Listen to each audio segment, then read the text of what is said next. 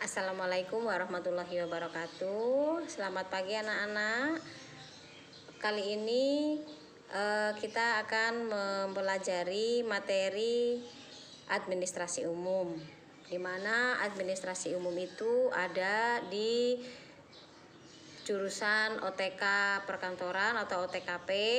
Kebetulan Ibu diberi amanah untuk menyampaikan pelajaran administrasi umum di kelas 10 TKP 1 sampai 4. Sebelum kita mulai pembelajaran, mari kita berdoa menurut agama dan kepercayaan masing-masing. Berdoa dipersilakan.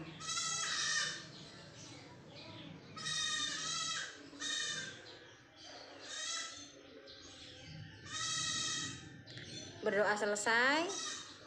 Sebelum kita mulai materi, alangkah baiknya Ibu memperkenalkan diri. Perkenalkan, nama saya Ibu Desi.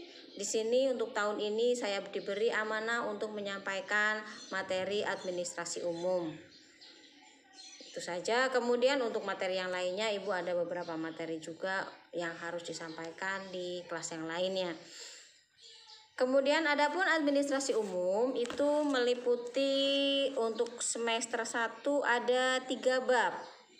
Yaitu bab yang pertama kita akan membahas tentang ruang lingkup administrasi umum, yang kedua struktur organisasi manajemen perusahaan, dan yang bab ketiga yaitu mengelola surat atau dokumen.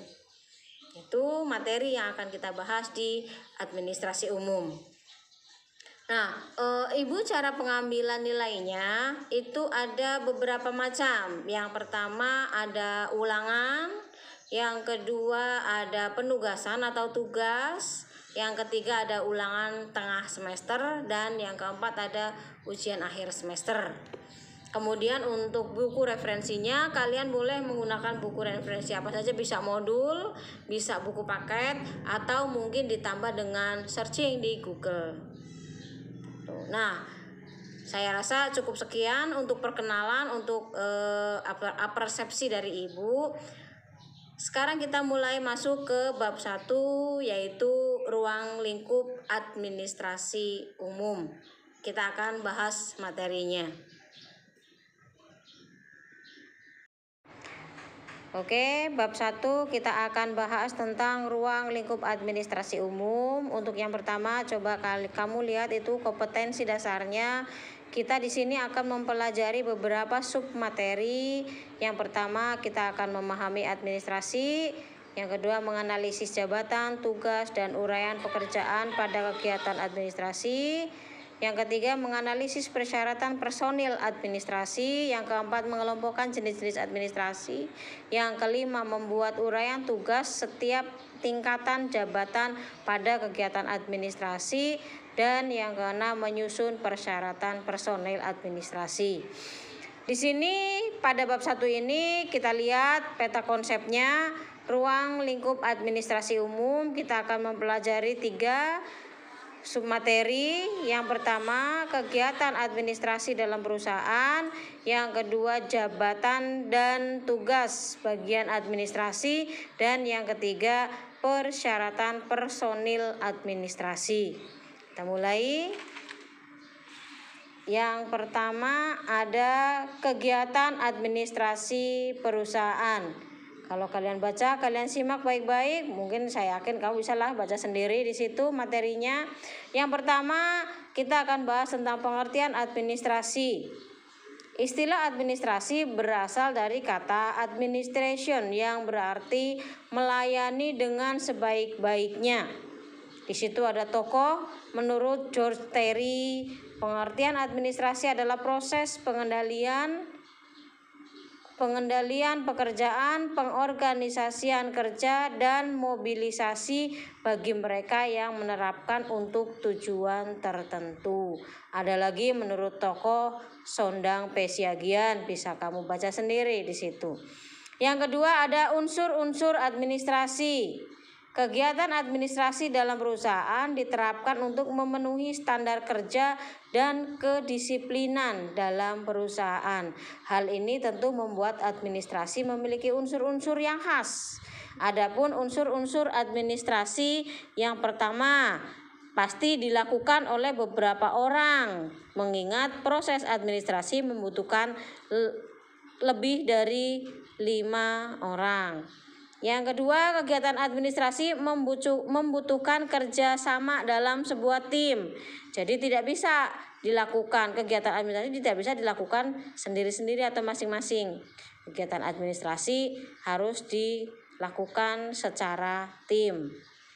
Yang ketiga, kegiatan administrasi merupakan bagian dari suatu proses yang berkesinambungan atau saling sambung menyambung, tidak bisa sendiri-sendiri dan secara individual.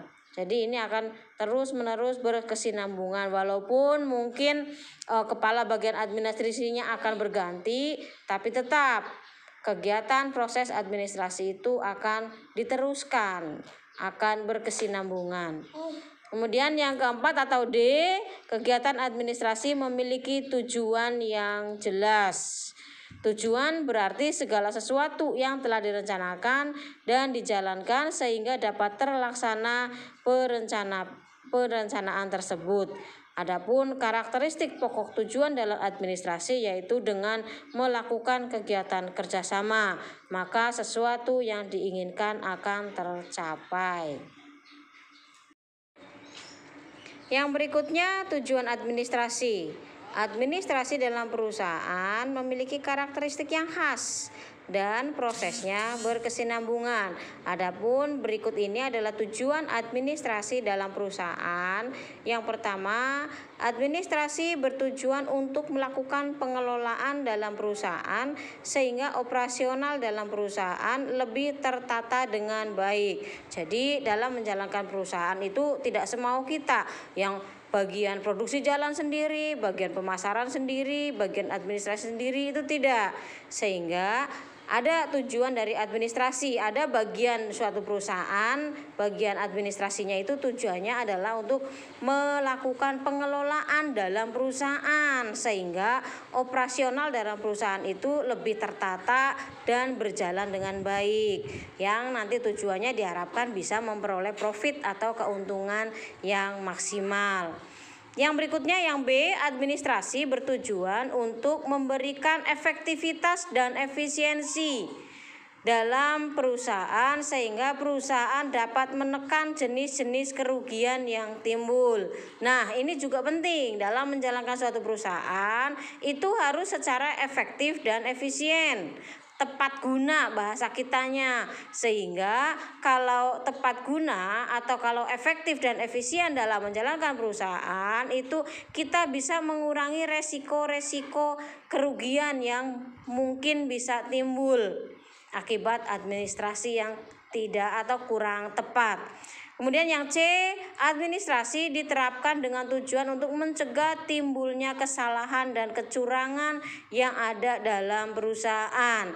Nah, tentunya kalian suka dengar kan, marak di berita terjadi proses korupsi, terjadi kejadian korupsi oleh personel administrasi, oleh keuangan, oleh bagian ini dan itu. Nah, itu bisa dicegah dengan adanya kegiatan administrasi, sehingga administrasi itu juga merupakan bukti apakah perusahaan itu berjalan dengan baik atau ada penyimpangan atau kecurangan dalam suatu perusahaan.